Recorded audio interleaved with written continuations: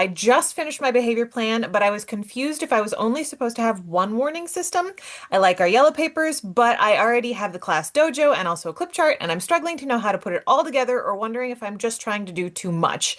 You mentioned that you do have ADHD sometimes, so you try to chase the new thing and can get distracted by that. And you also have found that it's a struggle sometimes to do the dojo points because of how it kind of interrupts the class at times. So just trying to figure out what to do for that. And then I'll come to kind of a second question you have related to that in a moment.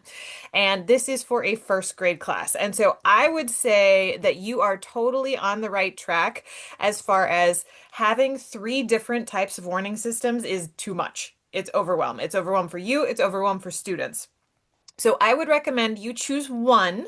However, I do have the caveat of if you go with the yellow cards because that's working well, that is only a negative response. So if you wanted to do a clip chart or dojo points that is specifically for positive, and for acknowledging the positive choices that kids are making, that could be an additional thing that you add in that's really geared toward that positive because positive feedback is so, so helpful in addition to that negative feedback. And so choosing one of those two to be geared toward that could be something you could do. And as far as like the dojo point issue, I would say I highly recommend this. I would use a student desk map. My husband laughs at me. He's a teacher too. He's like, it's a seating chart. Get called a desk map.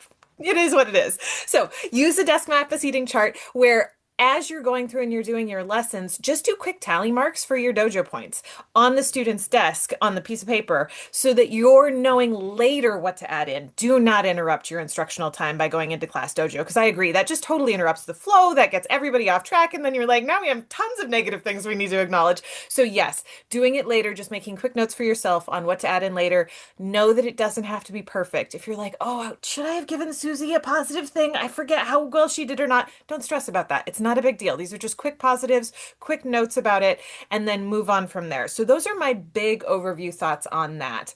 Linda, what are Yeah, you thinking about yeah, that? let's say let's kind of talk about this piece and then get into the next. I'm just going to agree with what Becky said and say specifically, yeah, if you whichever system I feel like you are most comfortable with. I don't think there's any magic in which system you choose. And I've seen it.